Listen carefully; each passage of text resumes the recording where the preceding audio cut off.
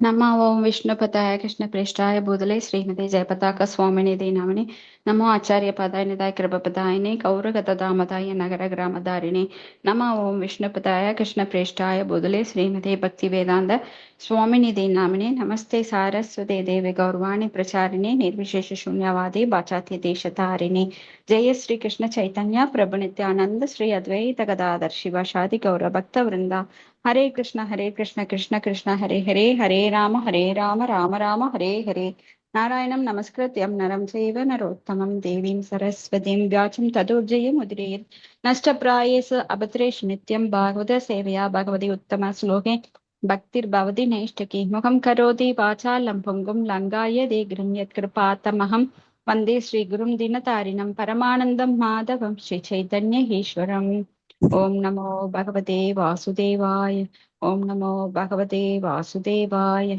ओम नमो भगवते वासुदेवाय। His Divine Grace Bhakti Vedanta Swami Srila Prabhupada की जय। हरे कृष्ण माताजी। भागवत प्रार्थना पढ़ेंगे माताजी।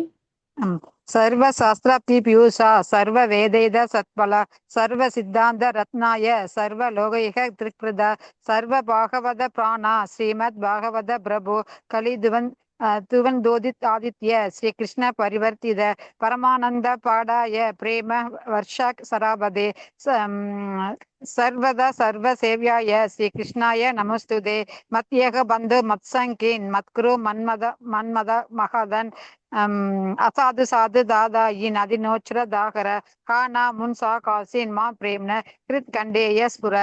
ஓ எல்லா வேத இலக்கியங்களிலிருந்தும் கடைந்தெடுக்கப்பட்ட மிருதமே, வேதங்களின் மிக முக்கியமான ஆன்மீக பலமே மற்றும் எல்லா தத்துவங்களின் முடிவுகளான ஆபரணங்களை கொண்டவரே, உலக மக்களுக்கு ஆன்மீக பார்வையை கொடுப்பவர் மற்றும் எல்லா வைஷ்ணவர்களின் உயிர் மூச்சாக விளங்குபவரே, பகவானே, நீர் கலியுகத்தின் இருளை போக்குவதற்காக உதித்த சூரியன், உண்மையில் எங்களிடம் திரும்பி வந்த கிருஷ்ணர். ஓ ஸ்ரீமத் பாகவதமே, உங்களுக்கு என் பணிவான வணக்கங்கள். உங்களை படிப்பவர்கள் உன்னத ஆனந்தத்தை அடைவார்கள்.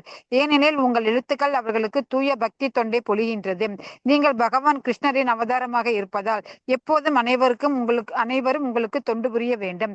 ஓ ஸ்ரீமத் பாகவதமே, ஓ என்னுடைய ஒரே நண்பரே, உடன் இருப்பவரே, என்னுடைய ஆசிரியரே, என்னுடைய மிகப்பெரிய சொத்துமாகவும் விடுவிப்பமாகவும் இருப்பவரே, என்னுடைய மிக நல்ல பாக்கியம் மற்றும் ஆனந்தமாக இருப்பவரே, என்னுடைய மரியாதை கலந்த வணக்கங்களையும் ஏற்றுக்கொள்ளுங்கள். ஓ ஸ்ரீமத் பாகவதமே, புனிதமற்றவருக்கும் புனிதத்தை வழங்குபவரே, மிகவும் வீழ்ச்சியடைந்தவர்களை உயர்த்துபவரே, என்னை எப்போதும் கைவிட வேண்டாம். கிருஷ்ணருக்கான தூய பக்தி தொண்டருடன் எப்போதும் என் இதயத்திலும் தொண்டையிலும் தோன்றுவீராக. ஹரே கிருஷ்ணா மாதாஜி. நன்றிங்க மாதாஜி. ஹரே கிருஷ்ணா. நன்றி மாதாஜி. ஸ்ரீமத் பாகவதம் 4வது காண்டம் 2வது புத்தகம் அத்தியாயம் 28 ஸ்லோகம் 30. ஓம் நமோ பகவதே வாசுதேவாய. तस्यां स जनायां चक्र आत्मजामासिदेक्षणां यवीयस सप्त सुदान् सप्तत्रविड पुपृतः. हरे कृष्णा. படிக்கட்டுங்களா? நானே மொழிபெயர்ப்பு படிங்க. வண்ணர் மலைத்வஜன் கருமை நிற கண்களுடைய ஒரு மகளுக்கு தந்தையானார். அவருக்கு 7 ஆண் குழந்தைகளும் பிறந்தனர். பின்னர் அவர்கள் திராவிட நாட்டின் மன்னர்கள் ஆயினர். இவ்வாறு அப்பகுதியில் 7 மன்னர்கள் இருந்தனர். மன்னர் மலைத்வஜன் சிறந்த பக்தராக விளங்கினார். அவர் மன்னர் விதர்பனின் மகளை மணந்து ஒரு புதல்வியை பெற்றெடுத்தார். அவளின் கண்கள் மிக்க கருமையாக விளங்கின. அவை எப்போதும் கிருஷ்ணன் மீது நிலை பெற்றிருந்தனால் அவளுக்கு பக்தி தொண்டு வரம் அருளப்பட்டது என்பது உருவமாக குறிப்பிடப்பட்டுள்ளது. இது கிருஷ்ணர் தவிர ஒரு பக்தின் வாழ்வில் அவனுக்கு வேறு பார்வை கிடையாது. 7 மைந்தர்கள் பக்தி தொண்டின் 7 நிலைகள் ஆவார். கேட்டல், ஓதுதல், நினைத்தல், வழிபடுதல், பண்ணிசைத்தல், உன்னத அன்பு தொண்டு செய்தல் மற்றும் பகவான் திருவடி தாமரைக்கு செய்தல். அதாவது பக்தி தொண்டு மார்க்கம் ராக மார்க்கம் இருவகை. பகவானுக்கு நண்பர்கள் அவருக்காக எதையும் செய்யும் ராக மார்க்கம் உச்ச நிலையாகும். ஹரே கிருஷ்ணா. வாய்ஸ் கட் ஆகுது மாதாஜி. சரி, கேட்கலீங்களா? ஆமாங்க. சரி, அவங்க படிக்க லலிதா படிக்க சொல்லுங்க. ஓகேங்க. லலிதா மாதாஜி படிங்க. மாதாஜி நான் வெளியில தோட்டத்துக்குள்ள இருக்கிறேங்க மாதாஜி. ஓகேங்க மாதாஜி, நான் படிக்கிறேன். அதாவது பக்தி தொண்டானது விதி மார்க்கம் மற்றும் ராக மார்க்கம் என இருவகை பேணலாம். பகவானுக்கு நண்பர்களாகி அவருக்காக எதையும் தியாகம் செய்யும் முறை ராக மார்க்கமாகும். இது பக்தி தொண்டின் உச்சநிலையாகும். ஒரு புதிய பக்தனுக்கு முக்கியமான முறைகள் என்பவை கேட்டல், ஓதுதல், ஸ்ரவணம், கீர்த்தனம், கிருஷ்ணரை நினைத்தல், கோவிலில் உள்ள திருமூர்த்தத்தினை வழிபடுதல், பிரார்த்தனை செய்தல், எப்போதும் பகவானின் பக்தி தொண்டில் ஈடுபடுதல் மற்றும் பகவானின் திருவடிகளை வணங்குதல் போன்றவையாகும். நவி யச என்னும் சொல் இம்முறையை அனைத்து மிக்க உறுதியுடையவை என சுட்டிக்காட்டுகிறது. ஒரு பக்தன் ஸ்ரவணம், கீர்த்தனம், விஷ்ணு ஸ்மரணம், பாத சேவனம், அர்ச்சனம், வந்தனம், தாசியம் என்னும் முறைகளில் ஈடுபட்டு பின்னர் இம்முறைகளில் உறுதியுடன் நிலை பெற்றானால் பிறகு அவன் உளப்பூர்வமாக பக்தி தொண்டு செய்யும் திறனுடைய பக்தனாகிறான். அவை சக்கியம் மற்றும் ஆத்ம நிவேதனம் என்பவையாகும். பொதுவாக உலகம் முழுவதும் பக்தி தொண்டு உபதேசம் புரியும் உயர்ந்த ஆச்சாரியர்கள் அனைவரும் சக்கியம், ஆத்ம நிவேதனம் எனும் பிரிவை சேர்ந்தவர்கள். ஒரு புதிய பக்தன் உண்மையில் ஒரு உபதேசகராக ஆக முடியாது. புதிய பக்தன் ஸ்ரவணம், கீர்த்தனம் போன்ற 7 முறைகளில் பக்தி தொண்டு செய்ய அறிவுறுத்தப்படுகிறான். இவ்வாரம்ப 7 முறைகளை ஒருவன் வெற்றிகரமாக நிறைவேற்றினான் என்றால் எதிர்காலத்தில் அவன் சக்கிய ஆத்ம நிவேதனம் எனும் நிலையில் இடம்பெறுவான். திராவிட தேச என்று சிறப்பாக குறிப்பிடப்பட்டிருப்பது தென்னிந்தியாவில் உள்ள 5 திராவிட தேசங்களாகும். இங்குள்ளோர் அனைவரும் ஆரம்ப பக்தி தொண்டு முறைகளில் சிரவணம், கீர்த்தனம் மிக்க உறுதியுடையோர் ஆவர். ராமானுஜாச்சாரியார், மத்வாச்சாரியார் போன்ற உயர்ந்த ஆச்சாரியர்கள் கூட திராவிட தேசத்திலிருந்து வந்தவர்களே. அவர்கள் சிறந்த போதகர்களாக விளங்கினார்கள். இவர்கள் அனைவரும் சக்கியம், ஆத்ம நிவேதனம் என்னும் பிரிவின் கீழ் நிலை பெற்றவர்களே யாவர். இங்க மலையத்துவஜன் அவர் ஒரு மகளுக்கு தந்தையாகின்றார். அப்படின்னா மகளுக்கு அப்படின்னா ருச்சி. அப்புறம் அந்த 7 ஆண் குழந்தைகளும் பிறந்தனர். அப்படின்னா 7 ஆண் குழந்தைகள் பக்தி தொண்டுல ஸ்ரவணம், கீர்த்தனம், ஸ்மரணம், பாதசேவனம், அர்ச்சனம், வந்தனம், தாசியம், சக்கிய. அப்புறம் இந்த 7 முறைகள் 7 குழந்தைகளாக இங்க உருவகப்படுத்தப்படுது. அப்போ இங்க மலையத்துவசன் சிறந்த பக்தராக இருந்தார். அப்புறம் விதர்ப்பனோட மகளை அவர் மணந்து ஒரு புதல்வியை பெற்றெடுக்கிறார். சோ அவ எப்போதுமே கிருஷ்ணர் மேல பக்தி தொண்டு இருந்ததுனால ஒரு நல்ல மனைவியா இருந்தா. இது கிருஷ்ணரை தவிர ஒரு பக்தன் வாழ்வில் வேறு பார்வை கிடையாது. பக்தர்களுக்கு எப்போதுமே கிருஷ்ணரை தவிர வேற எந்த விவசா ஆத்மிகா புத்தி ஏகேக குருநந்தன, ஏன்னா ஒரே ஒரு சிந்தனையோட அவங்க தெளிவா இருப்பாங்க. பகுஷாக நந்தனாஸ் புத்தையோ கிடையாது, அதாவது பல வேறு கிளைகள் கிடையாது. அப்போ அந்த நிலையில அவங்க தொடர்ந்து கேட்குது பகவானை பத்தி, தொடர்ந்து அதை நினைத்து பார்ப்பது, வழிபடுவது, சோ இசைப்பது, ஸ்ரவணம், கீர்த்தனம், ஸ்மரணம், பாத சேவனம், அர்ச்சனம், அதான் பண்ணிசைத்தல். அப்புறம் ஆத்மா அன்பு தொண்டு செய்தல், வந்தனம் அப்படின்னு சொல்லிட்டு பகவானோட திருவடி தாமரைகளுக்கு தொண்டு செய்யறது. இப்ப இதுதான் விதி மார்க்கம், ராக மார்க்கம்னு 2 முறை இருக்கு பக்தியில. விதி மார்க்கம் அப்படின்னா கண்டிஷனல்.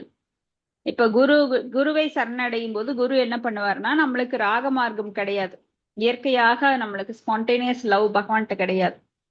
அதனால நம்மளுக்கு உள்ள இருக்கிற அந்த கிருஷ்ண உணர்வை எழுப்புவதற்காக அவர் விதிகள், நம்மளுக்கு கட்டளைகள், ஆர்டர்ஸ் கொடுப்பார்.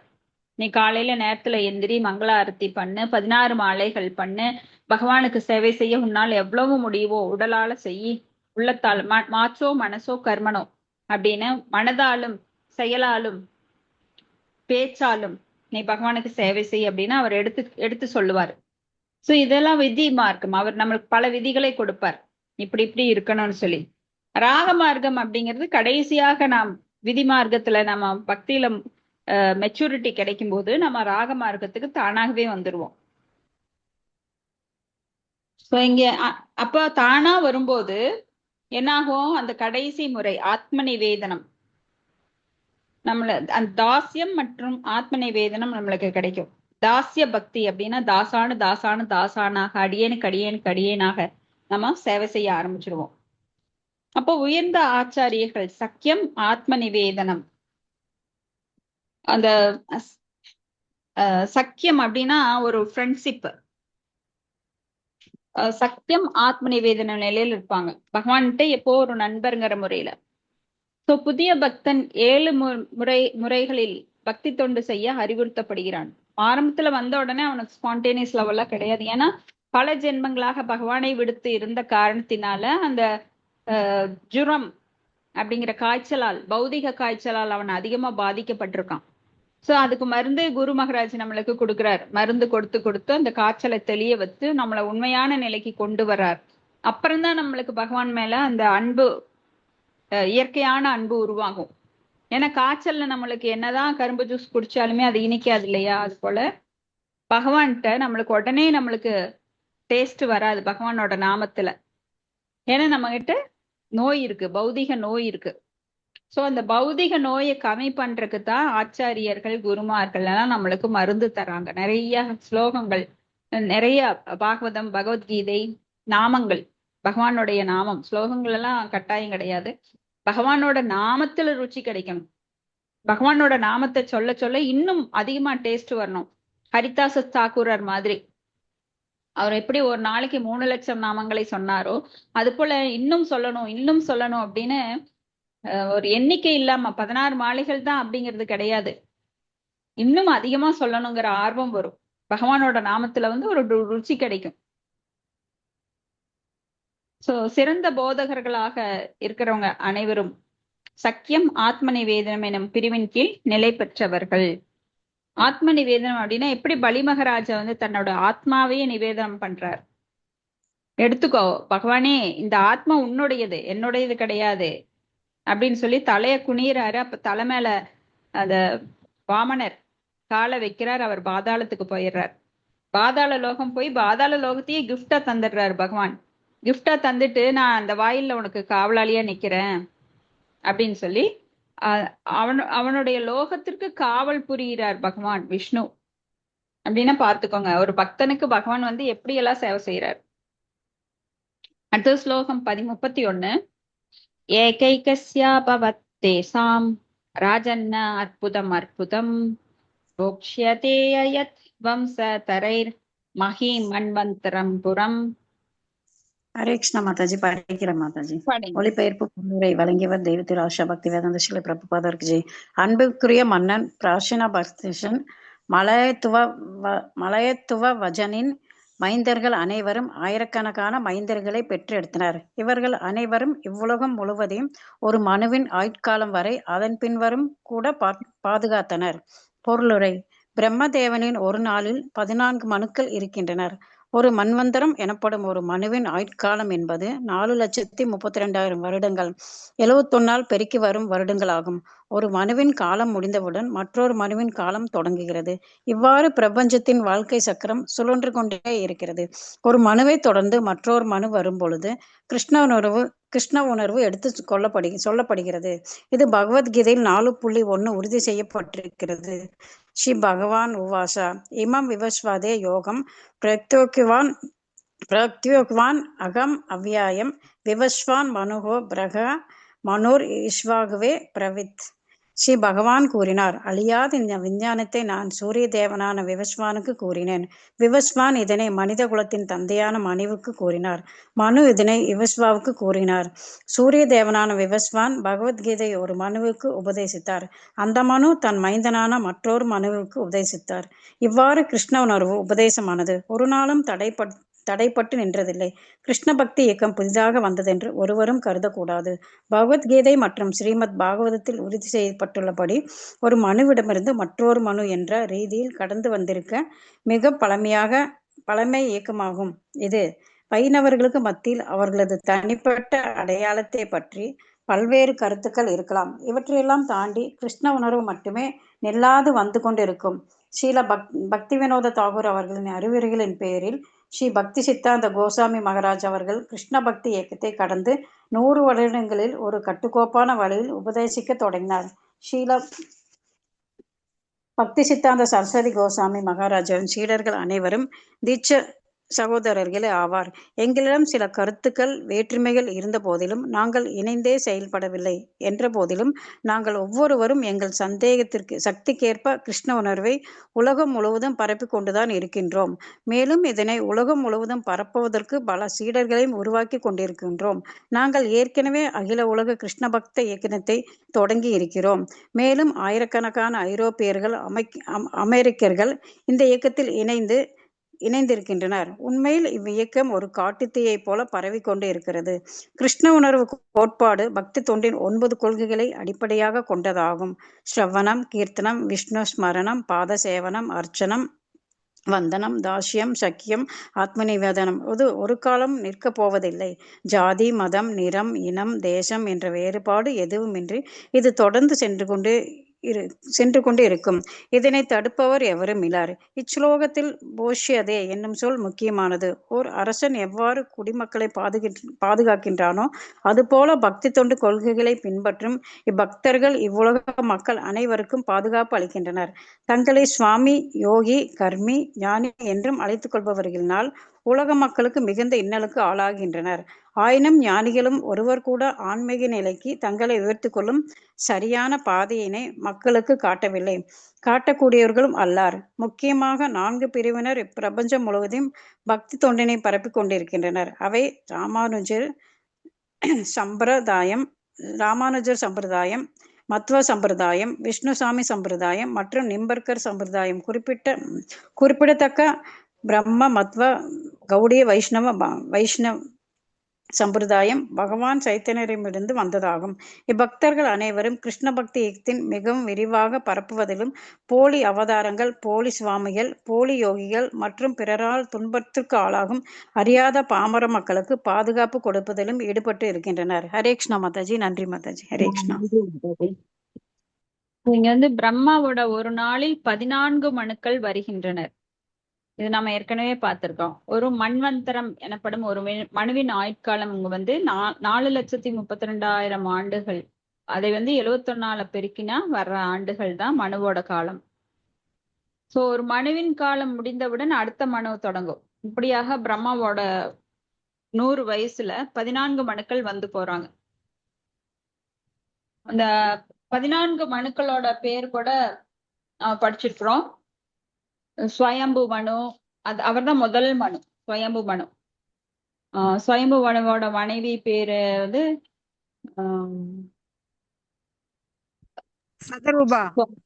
ஸ்வதரூபா. அப்புறம் ஸ்வராசிச மனு, அப்புறம் உத்தம மனு, ரைவத மனு, வைவஸ்த மனு, சாக்ஷுச மனு, தாமச மனு, சாவர்ணி மனு, தசசாவரணி மனு, பிரம்ம சாவரணி மனு, தர்ம சாவரணி மனு, ருத்ர சாவரணி மனு, தேவ சாவரணி மனு, இந்திர சாவரணி மனுன்னு 14 மனுக்கள் பிரம்மாவோட ஆயுட்காலத்துல வந்து போறாங்க. இப்படி பிரபஞ்சம், வாழ்க்கை சக்கரம் சுழன்று கொண்டே இருக்கிறது. ஒரு மனுவுக்கு, அதாவது மனு அப்படிங்கிறது பகவானுடைய அம்சமா தான் இங்க வர்றாங்க. இப்ப மனுவோட சட்டங்களை பின்பற்றி தான் நாம இப்ப வாழ்ந்துட்டு இருக்கிறோம். இப்போ வைவஸ்த மனு காலத்துலதான் நாம போயிட்டு இருக்கிறோம். ஸோ ஒரு மனு தொடர்ந்து மற்றொரு மனு வரும்போது கிருஷ்ண உணர்வு அப்படியா வழி வழியா போயிட்டே இருக்கு, பரம்பரையா. முதல்ல வந்து ராஜாக்களுக்கு தான் இதை உபதேசித்தார் பகவத்கீதைய பகவான். இமம் விவஸ்வதே யோகம் புரோக்தவான் அகம் அவ்யயம் விவஸ்வான் மனவே பிராக மனுரிஸ்வாகவே பிரவீத். 4.1 பகவத்கீதையில நம்ம படிச்சோம். சோ பகவான் சொல்றார், அழியாத இந்த விஞ்ஞானத்தை நான் வந்து முதல்ல விவஸ்வான்னா சூரிய பகவான், அவருக்கு பேரு விவஸ்வானுக்கு கொடுத்த. விவஸ்வான் அவருடைய சன்னு, அவருடைய மகனான மனுக்கு கொடுத்தார். மனு இஸ்வாகு அப்படின்னு அவரோட மகனுக்கு கொடுத்தாரு. இப்படியா வழி வழியா வந்தது. ஆனா அது எப்போ நஷ்டமாச்சோ அப்ப வந்து மறுபடியும்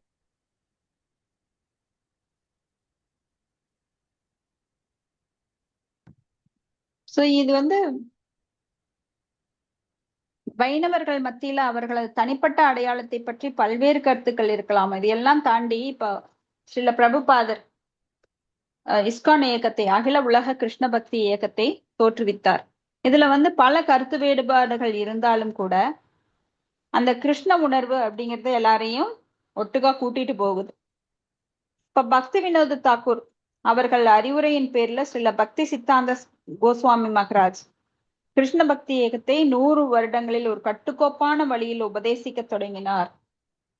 சோ இதெல்லாம் பரம்பரையிலிருந்து பக்தி சித்தாந்த சரஸ்வதி தாக்கூர், அவருக்கு முன்னாடி அவங்க தந்தையான ஸ்ரீ பக்தி வினோத் தாக்கூர், இப்படியாக பரம்பரையா வருது. சோ கிருஷ்ண உணர்வை உலகம் முழுவதும் இங்க பரப்பிட்டு இருக்காங்க. ஏன்னா இது ஒண்ணுதான் வழிங்கிறது எல்லாருக்குமே தெரியணும். தெரிஞ்சாதான் நம்ம இங்கிருந்து விடுதலை ஆக முடியும். சோ ஆயிரக்கணக்கான ஐரோப்பியர்கள், அமெரிக்கர்கள் எல்லாம் இதுல இணைஞ்சிருக்கிறாங்க. இவ்வேகம் காட்டுத்தீயை போல பரவி கொண்டிருக்கிறது அப்படின்னு இங்க சில பிரபுபாதர், ஏன்னா அவர் இருக்கும்போதே 108 கோயில்களை உருவாக்கிட்டார். இப்ப ஆயிரக்கணக்கான கோயில்கள், வெளிநாடுகள்லாம் பாத்தீங்கன்னா ஆயிரக்கணக்கான கோயில்கள் உருவாகி இருக்கு. இப்போ ஒரு அரசன் எவ்வாறு குடிமக்களை பாதுகாக்கிறானோ அதே போல பக்தி தொண்டு கொள்கைகளை பின்பற்றும் பக்தர்கள் இவ்வுலக மக்கள் அனைவருக்கும் பாதுகாப்பளிக்கின்றனர். தங்களை சுவாமி, யோகி, கர்மி, ஞானி என அழைத்துக் கொள்பவர்களால் உலக மக்கள் மிகவும் இன்னலுக்கு ஆளாகி இருக்கின்றனர். சோ பக்தி தொண்டு இல்லை அப்படின்னா ரொம்ப கஷ்டம். கிருஷ்ண உணர்வு இல்லை அப்படின்னா ஞானிகளாலோ கர்மிகளாலோ இந்த உலகத்திற்கு எந்த முன்னேற்றம் கிடையாது. ஏன்னா அவங்கெல்லாம் சுயநலவாதிகள். அவங்களோட முன்னேற்றத்தை தான் பார்ப்பாங்க. ஆனா அவங்களும் கிருஷ்ண உணர்வுல முன்னேறலைன்னா அவங்களுக்கும் பிரயோஜனம் கிடையாது. தனக்குத்தானே பிரயோஜனம் இல்லாதவங்க எப்படி உலக மக்களுக்கு பாதுகாக்க கொடுக்க முடியும்? அதனால கிருஷ்ண உணர்வு ஒன்றே உலகத்தை பாதுகாக்கக்கூடியது. அப்போ கிருஷ்ண பக்தி இயக்கத்தினை மிகவும் விரிவாக பரப்புவதிலும் போலி அவதாரங்கள், போலி சுவாமிகள், போலி யோகிகள் அப்படின்னு நிறைய பேர் அறியாமையில் இருக்கிற மக்கள் அவங்கனால பாதிக்கப்படுறாங்க.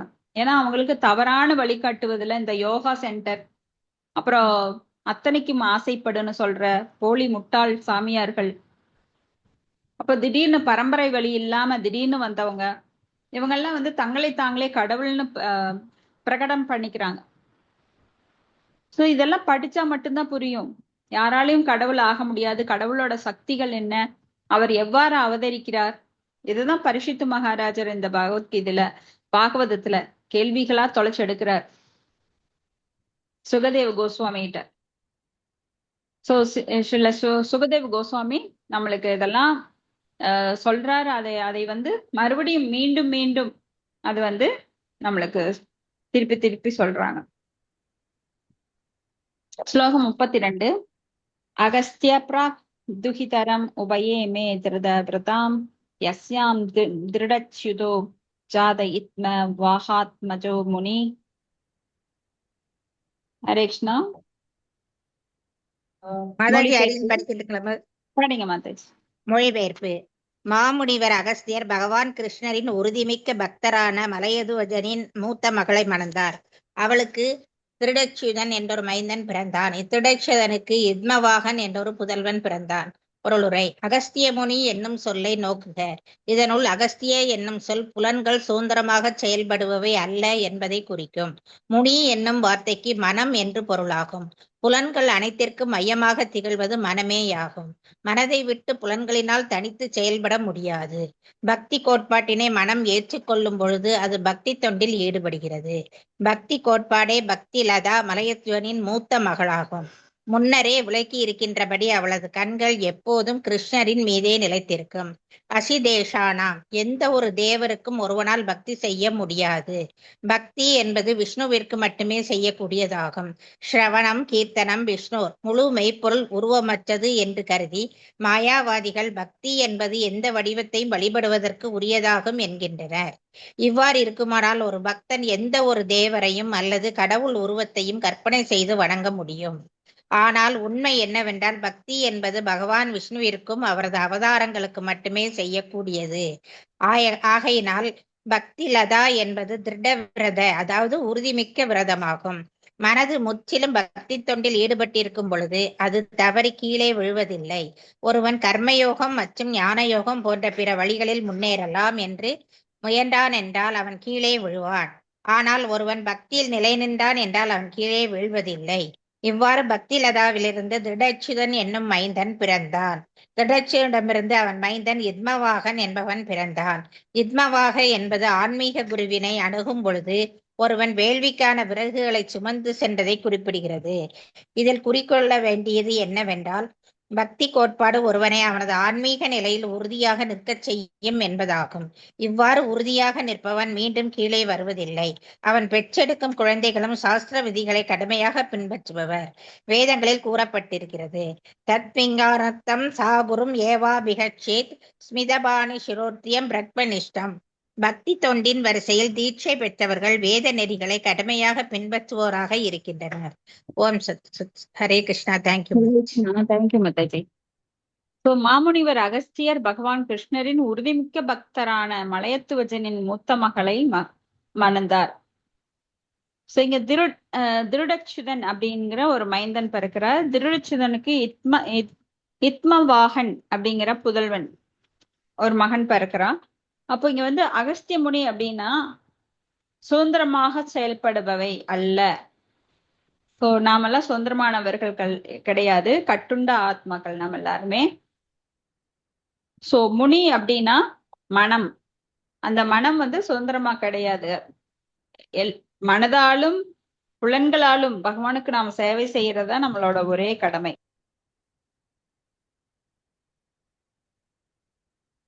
திகழ்வது மனம்தான். மனம் பரம் காரணம் அப்படின்னு சொல்லுவாங்க இல்லையா? அப்போ இந்திரியாணி பிரகிருதி ஸ்தானி கர்ஷதி அப்படின்னு சொல்லி மனம் உட்பட 6 புலன்களுடன் நாம கஷ்டப்பட்டுட்டு இருக்கிறோம் அப்படின்னு பாக்குறோம். இப்போ பக்தி தொண்டை மனம் ஏற்றுக்கொள்ளும் போது அது பக்தி தொண்டில் ஈடுபடுகிறது. பக்தி தொண்டை ஏற்றுக்கொள்ளாத போது அது மாயாக்கு சேவை செய்து அதனால துன்பத்தை அடையுது. ஏன்னா பகவானை வழிபடுபவர்கள் மட்டுமே ஆத்மா ஆனந்தத்தை அடைய முடியும். இப்ப பக்தி கோட்பாடே பக்தி லதா.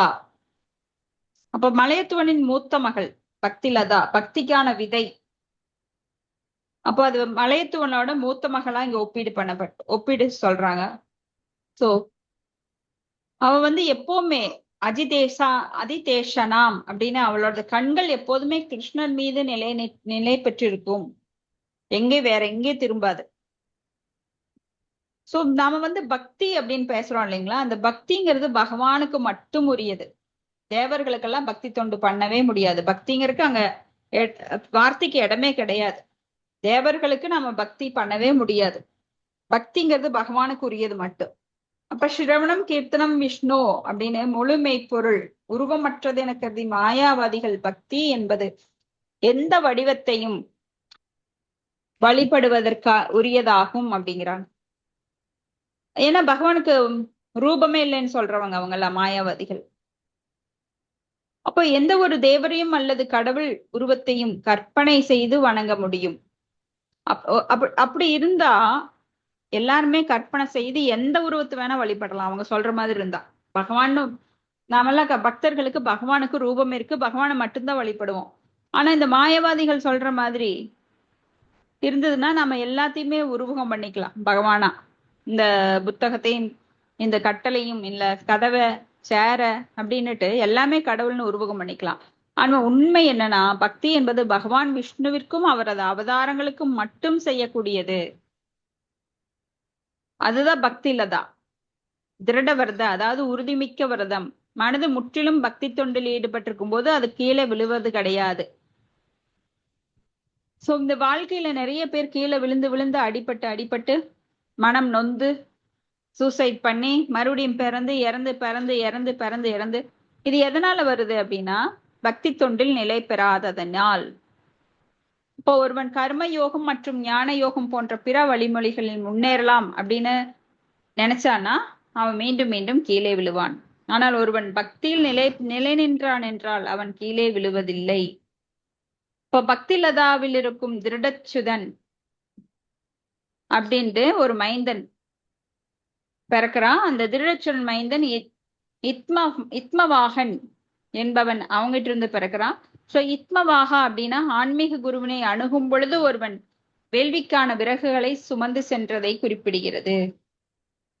அப்படின்னா பக்தி கோட்பாடு ஒருவனை அவனது ஆன்மீகத்தில் நிலையாக உறுதி நிற்க செய்யும்.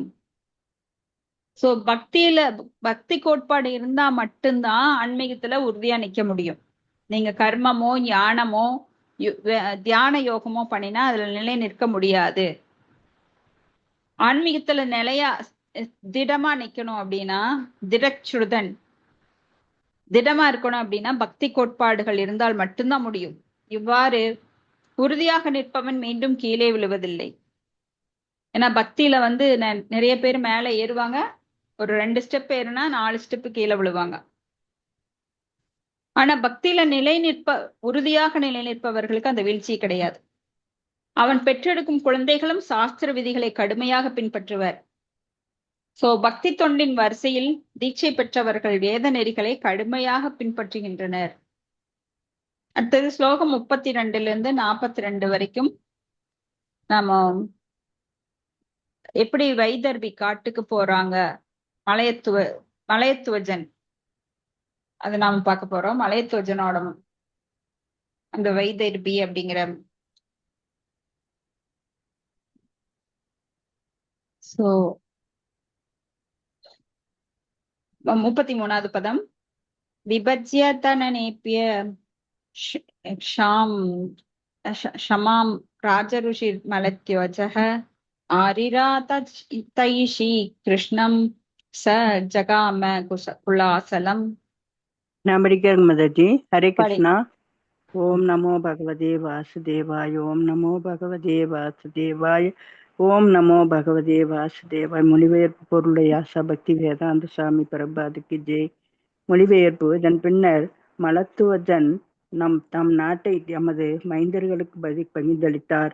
பகவான் கிருஷ்ணரை முழு மனதுடன் வழிபடுவதற்காக வரும் குலசாலம் என்னும் தனிமையான இடத்திற்கு சென்றார். பொருளுரை.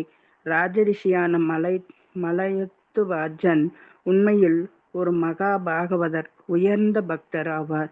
பக்தி தொண்டனை நிறைவேற்றுவதன் மூலம் அவர் பக்தி கோட்பாட்டினை பரப்புவதற்காக சிரவணம், கீர்த்தனம், விஷ்ணு பல மைந்தர்களையும் சீடர்களையும் உருவாக்கினார். உண்மையில் இவ்வுலகம் முழுவதும் அப்பக்தர்களின் மத்தியில் பிரிக்கப்படால் வேண்டும். ஒவ்வொருவரும் கிருஷ்ண உணர்வு கோட்பாட்டினை உபதேசிப்பதில் ஈடுபட வேண்டும்.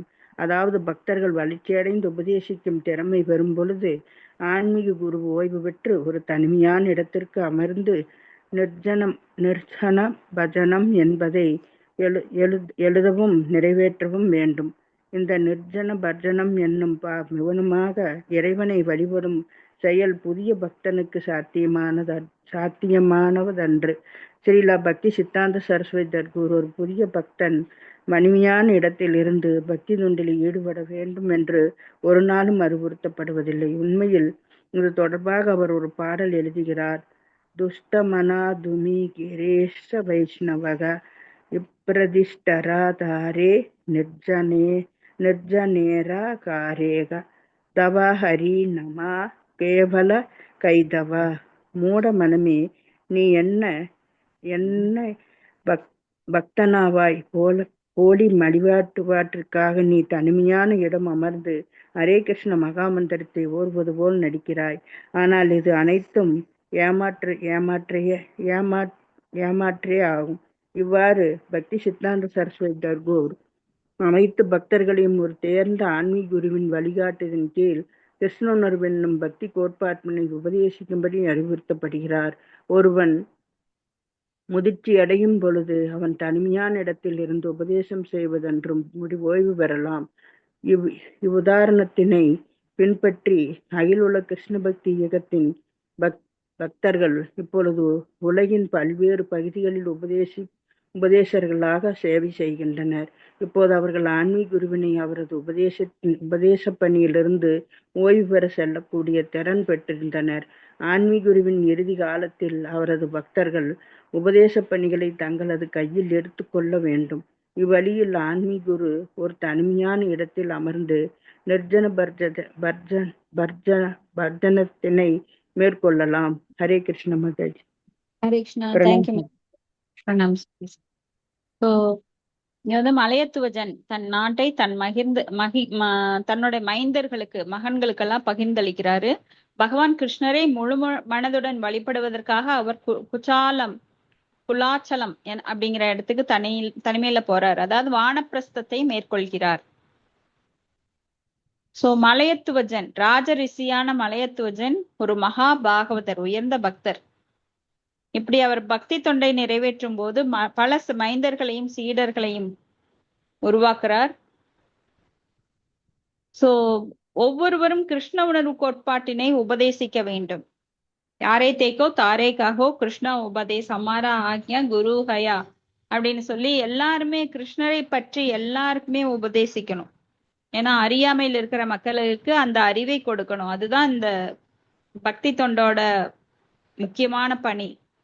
தானத்தில் சிறந்த தானம் என்னன்னா பகவானை பற்றி பிறருக்கு சொல்லிக் கொடுப்பது. இப்ப நிர்ஜன பஜனம் அப்படிங்கறத பத்தி இங்க சொல்லியிருக்காங்க. நிர்ஜன பஜனம் அப்படின்னா இப்ப வந்து ஆன்மீக குரு மற்ற பெரிய பெரிய பக்தர்கள், தூய பக்தர்கள், உத்தம பக்தர்கள் என்ன பண்ணுவாங்கன்னா தொடர்ந்து பிரச்சாரம் பண்ணுவாங்க. ஆனா எப்ப தன்னுடைய சீடன் ஒரு நல்ல நிலைக்கு வந்துட்டானோ அப்ப சீடர்களை எல்லாம் அவர் நிறைய பேரை உருவாக்குறாங்க. அந்த சீடர்கள் என்ன பண்ணுவாங்கன்னா பிரச்சாரம் பண்ண தொடங்கிடுவாங்க. அப்ப இவரோட பணி என்ன? அந்த பிரச்சாரத்துல இருந்து ஓய்வெடுத்து தனிமையில உக்காந்து அவர் வந்து பக்தி பண்ணுவார். சோ ஆனா புதிய பக்தர்கள் நாம வந்து முதல்லயே போய் தனியா உட்காந்து பக்தி பண்ணிக்கலாம், யாரோட இதுவும் வேண்டாம், யாரோட சவகாசம் வேண்டாம். பக்தர்களோட சத்சங்கம் எடுத்துக்காதவங்க பக்தியில முன்னேறவே சான்ஸே கிடையாது. சோ பக்தர்கள் சங்கம் அப்படிங்கிறது பக்தியில முன்னேற மிக மிக மிக அத்தியாவசியம். பக்தர்கள் சங்கம் இல்லைன்னா நீங்க பக்தி பண்ண முடியாது. அங்கேயே உங்களோட அகங்காரம் உங்களை வந்து கீழ் நோக்கி போக வச்சிருது. அகங்காரத்தினால என்ன பண்றாங்க, நிறைய பேர் பக்தர்களோட தொடர்பை ஏற்படுத்திக்காம நான் தனியா உட்கார்ந்து பாகவதம் படிக்கிறேன், தனியா உட்கார்ந்து பகவத்கீதை படிக்கிறேன்னு அப்படியெல்லாம் செஞ்சாங்கன்னா அவங்களால புரிஞ்சுக்கவே முடியாது. அவங்களோட மென்டாலிட்டிக்கு, அவங்களுடைய கெப்பாசிட்டிக்கு தகுந்த மாதிரி தான் புரிஞ்சுக்க முடியும். சோ இப்படி ஆன்மீக குருவினை அவரது உபதேச பணியிலிருந்து ஓய்வு பெற சொல்லக்கூடிய திறன் அந்த சீடர்களுக்கு உண்டு. அப்ப இறுதி காலத்துல அந்த ஆன்மீக குரு அந்த உபதேச பணியை எல்லாம் தன்னோட சீடர்கிட்ட கொடுத்துருவார். அப்புறம் அவர் தனிமையான இடத்துல அமர்ந்து நிர்ஜன பஜனம் அப்படின்னு அதை செய்வார். அடுத்தது ஸ்லோகம். நிர்ஜன பஜனம் அப்படின்னா நிறைய நூல்கள் எழுதுறது, அதுக்கு விளக்கம் தருவது. பெரிய பெரிய நூல்கள்லாம் நிறைய எழுதி வச்சிருக்காங்க நம்ம ஆச்சாரியர்கள். அதுக்கெல்லாம் வந்து நான் சாதாரணமா படிச்சா தெரியாது. அப்ப அவங்க வந்து என்ன பண்ணுவாங்க, அதுக்கு விளக்க உரை ரொம்ப சிம்பிளிஃபை பண்ணி அதை இன்னொரு புத்தகம் எழுதுவாங்க. ஸோ அந்த புத்தகத்தை வச்சு அந்த உயர்ந்த புத்தகத்தை நாம வந்து தெரிஞ்சுக்கலாம். நேரடியா நம்மளால படிக்க முடியாத புத்தகங்களே நம்ம உயர்ந்த பக்தர்கள் என்ன பண்ணுவாங்கன்னா டிரான்ஸ்லேட் பண்ணுவாங்க சிம்பிள் வேர்ட்ஸ்ல. அப்படி கிடைச்சதுன்னா நம்மளுக்கு பாகவதம். ஏன் ஸ்ரீல பிரபுபாதர் மொழிபெயர்த்தார் அப்படின்னு சொல்லியிருக்காங்க. ஏற்கனவே இருக்கு, ஆனா நம்மளுக்கு அது அவ்வளவு ஹார்டா இருந்திருக்கு. ஆனா இப்ப பாருங்க எல்லாருமே படிக்கக்கூடிய புரிஞ்சுக்கக்கூடிய அளவுல ரொம்ப சிம்பிளான தமிழ்ல நம்மளுக்கு கொடுத்திருக்காரு. இல்லைன்னா நம்மள பாகவதம் படிக்கவே முடியாது நிச்சயமா. அடுத்தது ஸ்லோகம் 34. கித்வா கிருஹான் சுதான் போகான் வைதர்பி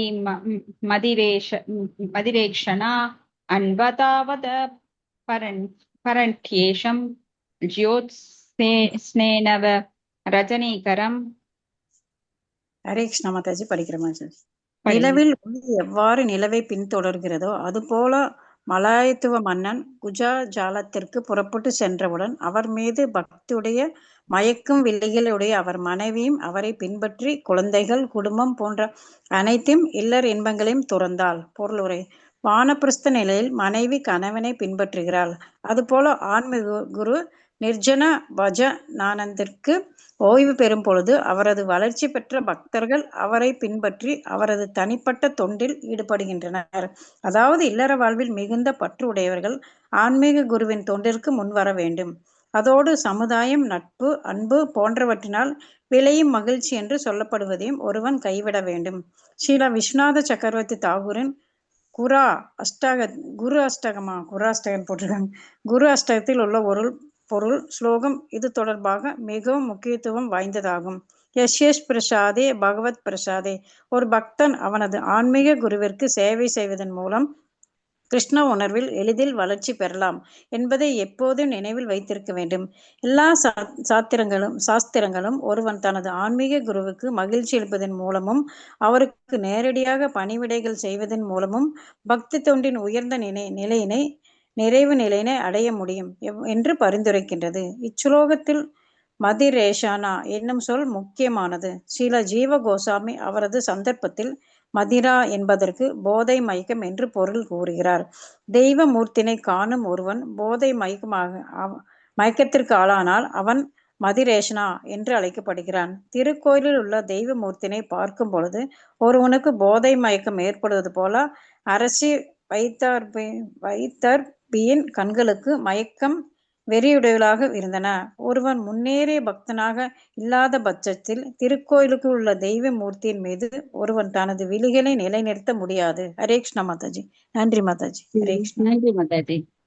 இங்க அழகான ஒப்புமை, இதெல்லாம் கொஞ்சம் கவனமா படிச்சாதான் தெரியும். இப்ப நிலவின் ஒளி எப்படி நிலவை தொடர்கிறதோ அது போல மலையத்துவசன் அந்த மன்னனுடைய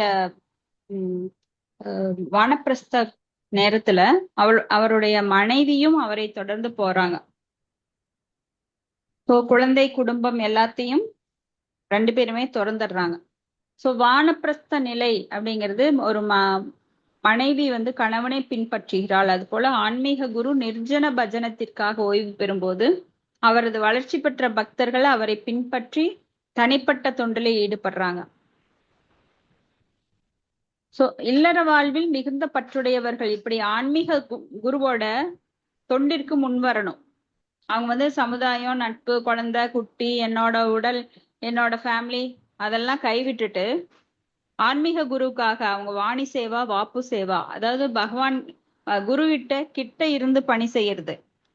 வாணி சேவா அப்படிங்கிறது தூரமா இருந்து அவரோட இன்ஸ்ட்ரக்ஷன், அவருடைய கட்டளைப்படி அவருக்கு எப்படி பக்தியை பரப்புறது, நிறைய பக்தி சாஸ்திரி, பக்தி வைபவ், பக்தி வேதாந்தா இதெல்லாம் படிச்சு நிறைய பேருக்கு பிரச்சாரம் மேற்கொள்ளுவது, அப்புறம் கோயில் கட்ட நிறைய உதவிகளை செய்வது. அதுதான் நம்ம படிக்கிறோம். எஸ்ய பிரசாதாத் பகவத் பிரசாதோ எஸ்ய பிரசாதா நகுதோ குதோபி தியாயான் சம்ஸ்தஸ்ய யசஸ்ஸி சந்தியம் வந்தே குரு ஸ்ரீ சரணரவிந்தம் அப்படின்னு. அப்போ ஒரு ஆன்மீக குருக்கு சேவை செய்வதன் மூலமாக கிருஷ்ண உணர்வில் மிக எளிதாக வளர்ச்சி பெறலாம். இப்ப பகவானை மகிழ்விக்கணும் அப்படின்னா நம்ம குருவை மகிழ்விச்சாலே போதும். பகவானை நேரடியாக யாரும் அணுக முடியாது, குரு மூலமாகத்தான் அணுக முடியும். பகவானே சொல்றாரு, என்னோட அடியவர்களுக்கு சேவை செய். எனக்கு சேவை செய்யறத விட என்னோட அடியவர்களுக்கு சேவை செய். அடியனுக்கு அடியேனாக, தாசானாக இரு அப்படின்னு தான் சொல்றாரு. அப்ப பகவானை திருப்திப்படுத்தணும்னா குருவை திருப்திப்படுத்தணும். குருவை திருப்திப்படுத்தினா பக்தியில வெகு வேகமாக முன்னேறலாம். அப்போ குரு என்பவர் நம்மளுக்கு ஒரு இறைவனை போல,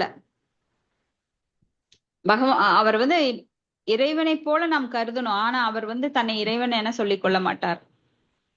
குரு வந்து இறைவனை போன்றவர் நம்மளுக்கு. சோ இறைவனுக்கு நான் நேரடியாக சேவை செய்வதை விட இறைவனின் அடியவரான குருவுக்கு நாம சேவை செய்வது ரொம்ப ரொம்ப முக்கியம். குருவை மகிழ்ச்சி படுத்தினா நாம பக்தியில வெகு விரைவில் முன்னேறிடலாம். அப்ப மதிரேக்ஷனா அப்படின்னா அவர் ஜீவ கோஸ்வாமி பக்தி சந்தர்ப்பத்துல சொல்லியிருக்காரு, போதை மயக்கம். அப்போ ஒரு கோயில்ல போய் டிடிஸ் பார்க்கும்போது என்ன ஆகும்னா நம்மளுக்கு மயக்கம், பகவானை வந்து பார்த்துட்டே இருக்கணும்னு ஒரு மயக்கம் வரும். இது எப்படி உண்டாகும்? பக்தர்களுக்கு மட்டும்தான். பக்தர்கள் போல் நடிப்பவர்களுக்கு உண்டாகாது. அவங்களுக்கு விக்கிரகத்தை, மூர்த்தத்தை பார்க்கறதுக்கு, மூர்த்தங்களை, அந்த விக்கிரக மூர்த்திகளை பார்க்கறதுக்கு அவ்வளவு இன்ட்ரெஸ்ட் இருக்காது. அவங்களால அதுல வந்து வேஸ்ட் ஆஃப் டைம் அப்படின்னு நினைச்சுக்கிட்டு மற்றதெல்லாம் வேடிக்கை பார்ப்பாங்க. கோயில்ல என்னென்ன வச்சிருக்காங்க, கடையில என்ன வாங்கலாம், என்ன புத்தகங்கள் படம் போட்டிருக்காங்க. சோ அவங்களுக்கு வந்து கண்கள் அலைப்பாயும், யார் என்ன சேலை கட்டியிருக்கா, யார் என்ன மாதிரி வந்திருக்கா, யார் என்ன பேசுறா. கோயிலுக்கு போறது எதுக்காக? பகவானை வழிபடுறதுக்கு. ஆனா மத்ததெல்லாம் கவனம் இருக்கும் பகவான்கிட்ட, அந்த விக்கிரகங்கள் மேல அவங்களுக்கு அவ்வளோ அந்த இதே போதை மயக்கம் அப்படிங்கிற அந்த மதிரேக்ஷனா அப்படி அது வராது. ஒரு முன்னேறிய பக்தனாக இல்லாத பட்சத்தில் திருக்கோயில் உள்ள தெய்வமூர்த்தத்தின் மீது ஒருவன் தனது விழிகளை நிலைநிறுத்த முடியாது. இப்ப போன உடனே பகவானுடைய அந்த பாதங்களை தரிசிக்கணும். அப்புறம் பகவானுக்கு அலங்காரம் செஞ்சிருப்பாங்க பாருங்க, அந்த மாலைகள், அந்த உடைகள், ஆடை அலங்காரங்கள், அதையெல்லாம் பார்த்து பகவான் அப்படியே சிரிச்ச முகத்தோட இருக்கிறத பார்த்து இப்ப பகவான் கூட அந்த மனம் பேசும். பகவானே, நான் இன்னைக்கு வந்து உனக்கு எல்லாம் பண்ணினேன், நீ சாப்பிட்டியா, நீ எப்படி இருக்க, நான் உன்னை பாக்குறதுக்கு ரொம்ப நாள் அடிச்சு கோயிலுக்கு வரக்க, என்னை மன்னிச்சுக்கோ அப்படின்னு அவன் உள்ளம் வந்து பகவான் கூட தொடர்புபடுத்திட்டே இருப்போம். ஆனா பக்தர் அல்லாதவர்களுக்கு இதுல எல்லாம் இன்ட்ரெஸ்ட் இருக்காது. இது வெறும் பொம்மை, ஏதோ கோயிலுக்கு மத்தவங்க வர்றாங்க நானும் வரேன், அவங்களுக்கு ஒரு ஆழமான நம்பிக்கை இருக்காது. அதனால அந்த மதிரேக்ஷனா அப்படிங்கிற மயக்கம் பார்த்த உடனே பகவானோட அலங்காரத்திலேயோ அவங்களுக்கு எந்த சுவையுமே இருக்காது. ஓகே, அடுத்த ஸ்லோகம் 35, 36. தத்ர சந்திரவசா நாம தாம் பிரபர்ணி வடோதகா தத் புண்ணிய சலிலை நித்யம் உபயத்ராத்மனோ மிருஜன் கந்தாஷ்டிவிர்மூல பலை புஷ்ப பர்ணை துருணோதகைக வர்த்தமான சனைர்காத்திர கர்சனம தப ஆஸ்திதக. ஹரே கிருஷ்ணா மாதாஜி. பாடிங்க. குலசால பகுதியில் சந்திர வாசா, தாம்பிர பரணி, வடோதகா என்னும் 3 நதிகள் ஓடின. மன்னர் மலாயுத்துவ வஜன் இப்புண்ணிய நதிகளில் தினமும் நீராடுவார். இதனால் அவர் தமது உடலையும் உள்ளத்தையும் தூய்மை செய்து கொண்டு நீராடி முடிந்த பின்னர் அவர் கிழங்குகள், கொட்டைகள், இலைகள், மலர்கள், வேர்கள், பழங்கள், புற்கள் போன்றவற்றை உண்டு வாழ்ந்து வந்தார். இவ்வாறு கடுமையாக தவங்கள் மேற்கொண்டதனால் அவர் மிகவும் உடல் மெலிந்தவராக ஆனார். பொருளுரை: கிருஷ்ண உணர்வில் ஒருவன் வளர்ச்சி பெற வேண்டுமெனால் அவன் தன் உடல் எடையை கட்டுப்படுத்த வேண்டும் என்பது தாம் உறுதியாக தெரிந்து கொள்ள வேண்டிய ஒன்றாகும். ஒருவன் உடல் அதிகம் பருத்திருந்தால் அவன் ஆன்மீகத்தில் முன்னேறவில்லை என்று நாம் புரிந்து கொள்ளலாம். ஸ்ரீல பக்தி சித்தாந்த சரஸ்வதி தாகூர் தமது உடல் பருத்த அடியார்களை மிகவும் கடுமையாக குறை கூறியிருக்கிறார். இதன் உட்பொருள் என்னவென்றால், ஒருவன் அளவுக்கு மீறி உண்டான் என்றால் அவனால் கிருஷ்ண உணர்வில் முன்னேற முடியாது என்பதையே ஆகும். பக்தர்கள் தவம் செய்வதற்காக காடுகள், மலைகள் போன்றவற்றுக்கு புனித யாத்திரை செல்கின்றனர். ஆனால் அது போன்ற கடுமையான தவங்கள் இக்காலத்தில் செய்வது சாத்தியமன்று. ஒருவன் பிரசாதத்தை மட்டுமே உண்ண வேண்டும், அதற்கு மேல் எதுவும் தேவைப்படுவதில்லை. வைணவ நாட்காட்டியில் ஏகாதசி மற்றும் கடவுள் மற்றும் அவர் பக்தர்களின் ஜென்ம தினங்கள், நினைவு தினங்கள் என்று எத்தனையோ உள்ளன. நோன்பிருக்கும் நாட்கள் இருக்கின்றன. இவையெல்லாம் ஒருவன் தனது உடல் பருமனை குறைப்பதற்காக வழிகளாகும். இதன் மூலம் ஒருவன் தேவைக்கு மேல் உறங்கவோ, செயலாற்று இருக்கவோ, சோம்பேறியாகவோ இருக்கவோ முடியாது. அளவுக்கு மீறிய சாப்பாடு ஒருவனை அளவுக்கு மீறி உறங்கச் செய்யும். மானுட வாழ்க்கை என்பது தவத்திற்கு உரியதாகும். தவம் என்பதற்கு பொருள் பாலுறவு கட்டுப்பாடு, உணவு கட்டுப்பாடு ஆகியவையே. இதன் மூலம் ஆன்மீக செயலுக்கான காலம் சேமிக்கப்படுகிறது. அத்துடன் ஒருவன் தன்னை அகத்திலும் புறத்திலும் தூய்மை செய்து கொள்ளவும் முடியும். இவ்வாறு உடலாலும் மனமும் இரண்டும் தூய்மையடைகின்றன. ஹரே கிருஷ்ணா மாதாஜி. நன்றி மாதாஜி. ஹரே கிருஷ்ணா. நன்றி மாதாஜி.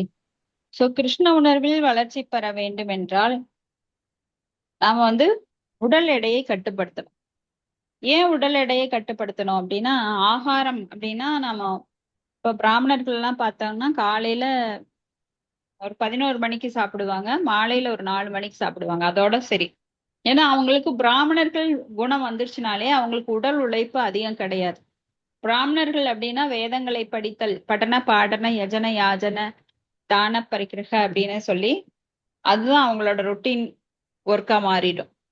இப்ப பிராமணர்களுக்கு கடினமான உழைப்பு கிடையாது. அதனால கடினமான உழைப்பு இருக்கிறவங்க அதிகமா சாப்பிடணும். ஆனா பிராமணர்கள் அதிகமா சாப்பிட மாட்டாங்க. அப்ப பக்தியில இருக்கிறவங்க அதே போல பகவானுக்கு சேவை செய்யறதுங்கிறது கொஞ்சம் எளிமையான வழிதான். ரொம்ப எல்லாம் நீங்க பாறை தூக்கவோ இல்ல பெரிய பெரிய அசுர வேலைகளை செய்யறக்கோ இங்க வாய்ப்பே கிடையாது. பகவானுக்கு பக்தி தொண்டு செய்யறது, இப்ப நம்மளாம் பக்தி தொண்டு பண்றோம், கேட்டுட்டே இருக்கிறோம். எவ்வளவு பேர் ரொம்ப சிரமப்பட்டு கேக்குறீங்க. காதுகள் கேட்கறது அப்படிங்கிறது உட்கார்ந்த இடத்துல உட்காந்து அழகா கேட்கிறோம். பிரசாதம் பண்றங்கிறது ரொம்ப எளிமையானது. நம்ம வயிற்றுக்கு நாம எப்போ செய்யறத பகவானுக்கு படைச்சு அதை சாப்பிட்றோம். சோ ஒருவேளை உண்டு நாம உண்ணாமலும் இருக்கலாமே தவிர 4 வேளை 5 வேளை உணவெல்லாம் சாப்பிடக்கூடாது. ஏன்னா அதிகமா சாப்பிடும்போது அந்த டைஜஷன் பவருக்காக அந்த சக்தி முழுவதும் உடம்பு வந்து இழுத்துக்குது. அப்போ அந்த கான்சென்ட்ரேஷன், மூளைக்கு போற ரத்தம் ரொம்ப கம்மியா இருக்கும். அப்ப நம்ம பாகவதம் கேட்டாலும் புரியாது, பகவத்கீதை கேட்டாலும் புரியாது, படிச்சாலும் புரியாது. ஏன்னா மூளைக்கு ரத்த ஓட்டம் கம்மி. ஏன்னா அது வயிற்றுக்கே போயிருது. ஜீரண சக்தி முழுசும் வயிறு இழுத்துக்குது. அதிகமா சாப்பிட்டீங்கன்னா தூக்கம் வரும், கொட்டாவி வரும், டயர்ட் ஆயிடும். ஏன்னா அந்த அதிகமான டைஜஷன் பவர், அதுக்கு வந்து அதிகமான சக்தி அங்க இழுத்துக்கும் போது நம்மளுக்கு அது மற்ற இயக்கங்கள் தடைப்படும் போது நம்மளுக்கு தூக்கம் வருது. சோ 3 வேளை உண்பதே ரொம்ப தப்பு. அப்புறம் 4 வேளை உண்கிறவன், அளவுக்கு மீறி உண்கிறவன், அவன்லாம் போகி. சோ அதுக்கு கம்மியா உண்பவன் மட்டுமே யோகி. ஆனா 4 வேளைக்கு அதிகமா அடுத்தவங்க சாப்பாட்டையும் சேர்த்து சாப்பிடுறவன் துரோகி. இப்படி நம்மளுக்கு அகத்தூய்மை மற்றும் புற தூய்மை ரெண்டுமே இருக்கணும். அப்பதான் உடலும் மனமும் தூய்மை அடையும். அப்ப பக்தி நல்லா பண்ண முடியும். அதனால பக்தி சித்தாந்த சரஸ்வதி தாக்கூர் சொல்லியிருக்காரு, அதிகமா எடையை வச்சுக்கிட்டு யாரும் பக்தியில முன்னேற முடியாது, அதனால அளவா சாப்பிடுங்க அப்படின்னு சொல்லி சொல்றாரு. சோ அளவுக்கு அதிகமா சாப்பிடும்போது அமிர்தமும் நஞ்சாகும். நீங்க போலீஸ் வேலைக்கு போறவங்க எல்லாம் பாத்தீங்கன்னா நிறைய பேர் தொப்பை போட்டிருப்பாங்க. அவங்க எப்படி திருடனை ஓடி பிடிக்க முடியும்? ஆனா இந்த காலத்துல அப்படித்தான் நிறைய பேர் இருக்காங்க. ஏன்னா அவங்களுக்கு வேலையெல்லாம் பார்க்கணுங்கிற சீரியஸ்னஸ் கிடையாது. போலீஸ் ட்ரைனிங்ல வேணா அவங்க நிறைய ட்ரைனிங் கொடுப்பாங்க, அப்ப வேணா செய்வாங்க. ஆனா எப்ப வேலைக்கு வந்துட்டாங்களோ லஞ்சம் ஊழல் எல்லாம் வாங்கி அப்புறம் நிறைய உடம்பு போட்டுருவாங்க. சோ நம்ம பக்தர்களுக்கு அதே மாதிரி தான். எப்படி போலீஸ்க்கு வந்து உடம்பு ஆகாது, அதே போல பக்தர்களுக்கும் உடம்பு அதிகமா இருக்கக்கூடாது. இதோட முடிச்சுக்கலாம். நாளைக்கு 37வது ஸ்லோகம் பார்க்கலாம். இதுவரைக்கும் நம்ம படிச்சதுல ஏதாவது கருத்துக்கள் அது சந்தேகம் இருந்தா விவாதிக்கலாம்.